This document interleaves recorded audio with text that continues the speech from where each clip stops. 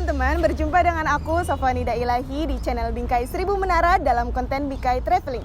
Jadi sekarang kita udah sampai di kota Fustat namanya. Kota ini merupakan ibu kota pertama Mesir di bawah naungan kekuasaan Muslim. Jadi kota ini dibuka oleh Amr bin As pada tahun 641 Masehi setelah mendapatkan izin dari Umar bin Khattab untuk melakukan ekspansi ke daerah Mesir dan menaklukkan Alexandria yang menjadi ibu kota Mesir kala itu. Ayo teman-teman Sobat Menara, kita keliling kota Fustat yuk!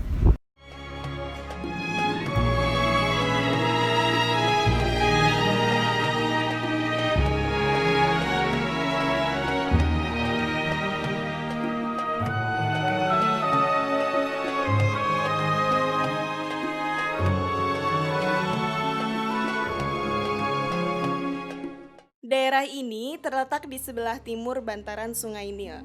Fustat juga dikenal dengan nama Misr Qadimah atau Old Cairo. Daerah ini sudah ada jauh dari sejak kehidupan Mesir kuno karena letaknya yang strategis, yaitu di antara pertemuan lembah dan delta Sungai Nil, serta di antara padang pasir dan sumber air yang berasal dari Sungai Nil. Sebagian besar kawasan Fustat berada di atas daerah bekas benteng Babilonia, atau yang disebut orang Arab Qasr Soma yang dibangun oleh Trajan di sekitar abad kedua. Hanya sebagian sedikit dari bekas benteng yang dapat dilihat sampai saat ini, meliputi bagian pintu selatan benteng dan dibangun di atasnya gereja gantung. Bukan hanya masjid dan gereja yang dibangun di atas kota ini, ada juga sinagog tempat peribadatan Yahudi juga loh. Ini salah satu bukti adanya toleransi beragama yang tinggi di sini. Kota ini pernah menjadi salah satu kota terkaya di dunia pada masanya. Semua itu berbalik 180 derajat ketika Perang Salib terjadi. Menteri dari dinasti Fatimiyah memerintahkan untuk membakar kawasan Fustat guna menghindari penjajahan yang dilakukan oleh tentara Salib. Penduduk yang menempati kawasan Fustat diminta untuk meninggalkannya.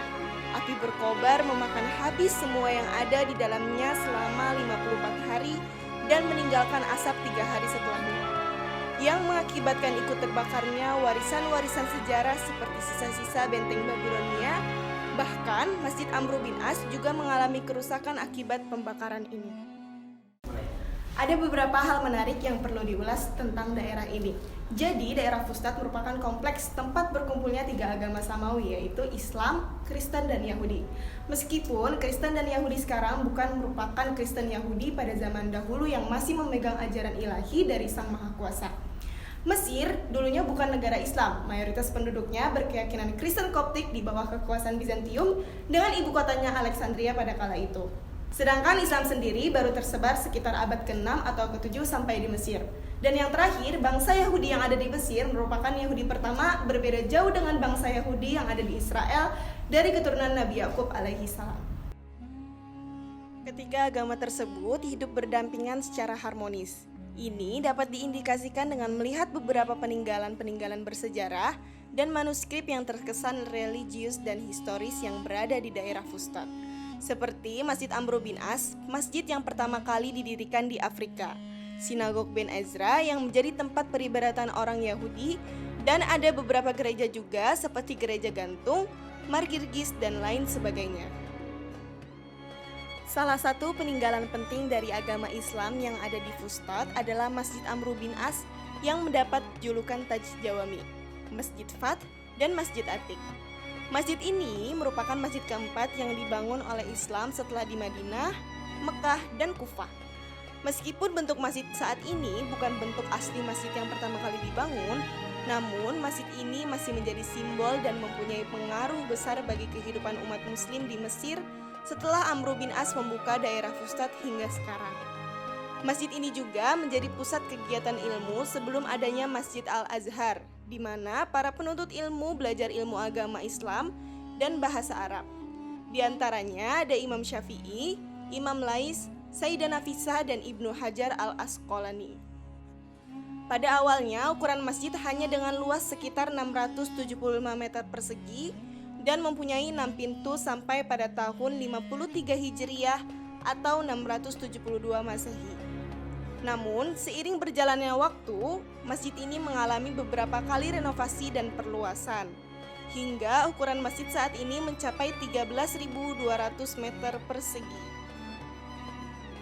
Untuk peninggalan dari agama Kristen adalah gereja gantung atau Kanisa Mu'allaqah yang menjadi gereja tertua yang ada di Mesir.